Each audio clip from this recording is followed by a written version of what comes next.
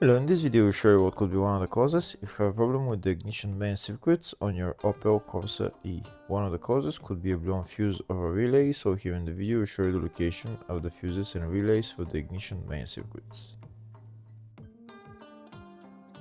Before I show you the location of the fuses, first I'll show you how to test the fuses, if they're good or bad. I'll show you how to test the fuses using a multimeter and a test light. First I'll show you how to test the fuses with the test light. For this purpose we need to turn the ignition on. This is the test light that I'm using. We need to attach the cable of the test light to battery negative or somewhere on chassis ground.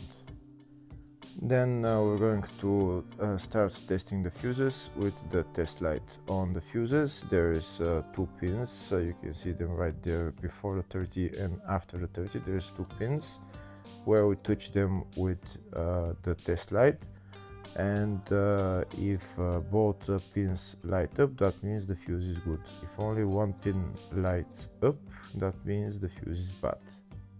Sometimes none of the pins light up, that means that there is no power going to that fuse. Next I'll show you how to test the fuses with a multimeter. This is what the fuse looks like. You can see that contact in the middle that is connecting to the two pins. This is the contact that shows if the fuse is good or bad. If the contact is burnt, that means the fuse is bad. If it's not, if it's connected, that means it's good. When we test the fuses, we should measure resistance with the multimeter. So when we turn the multimeter on, we should turn it to 20k ohms.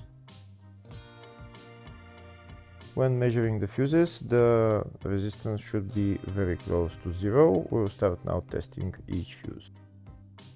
First we'll touch both cables together of the multimeter just to see if it measures resistance. You can see there is no resistance in the cables, but it measures 0 ohms.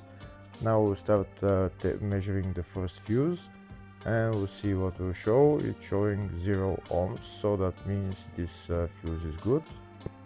Next to test the second fuse, it's showing 0 ohms, so that means that fuse is good. Now we'll test the third fuse. Third fuse is also showing 0 ohms, so that means that fuse is also good. Next we'll test the fourth fuse, and it doesn't show 0 ohms, it says 0L, which means open circuit. That means that fuse should be bad. Now we'll see what the condition of the fuse is visually. We can see that contact in the middle that's connecting to the two pins is broken, so that's why it's showing open circuit. That means the fuse is bad, so it needs to be replaced.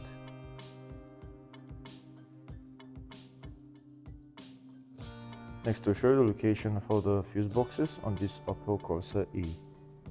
There is one main fuse box in the engine bay and one in the fascia. First I'll show you the location of the fuse box in the engine bay. It's located behind this plastic cover. That's the fuse box right there. There is also another fuse box, engine bay 2, which is on top of the battery, just on the left. And next I'll show you the location of the fuse box in the fascia. It's just behind this cover. We need to pull out this cover, and that's the fuse box in there.